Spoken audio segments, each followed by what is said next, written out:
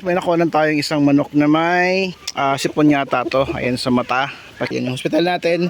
Sineparate na natin doon sa flock para wag na makahawa sa ibang manok. Amoy na amoy yung sipon niya.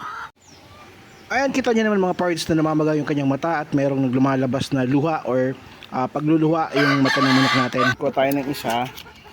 Ayan, pinaman lang natin dito. Ayan.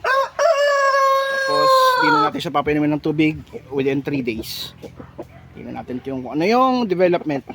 So, ito yung binigay nating tablets sa ating manok na may sipon. Trifast, mayroong Cotramycin and Bromycin. Yan. Produkto ni Bimeg Integra. Yo, what's up? Good morning mga pards. Second day na napagbibigay natin doon sa ating 2 months old na mayroong sipon. Tara, tingnan natin kung ano yung development. Let's go! Ayan, kahapon nakapikit yan. Ngayon mulat na and wala na yung pagluluha niya.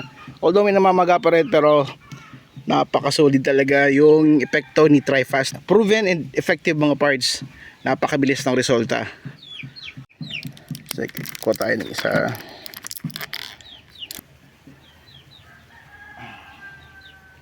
Okay. Diba?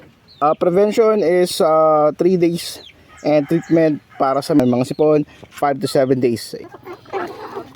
Yung mga parts 30 na natin pagbibigay na itong Trifast na antibacterial ni Bimeg. Tingnan natin kung ano yung resulta ng araw-araw natin pagbibigay para sa maintenance or sa paggagamot natin doon sa ating manok or sa ating sisyo na may sipon. So, tingnan natin. Let's go. Ayan mga parts, wala na yung pamamaga sa kanyang mata. Sa kabila yan eh. Yan. Yan, wala na yung pamamaga niya. Proven and tested tong Trifast ni Bimeg Integra. Napakalutot. So, sa inyo, pag may sipon yung manok nyo, try na to. Trifast, napakabilis ng resulta. Triple magpagaling, kakampi mo sa panalo. Mabibili sa malapit na Agrivet and Poultry Supply. Yun lang.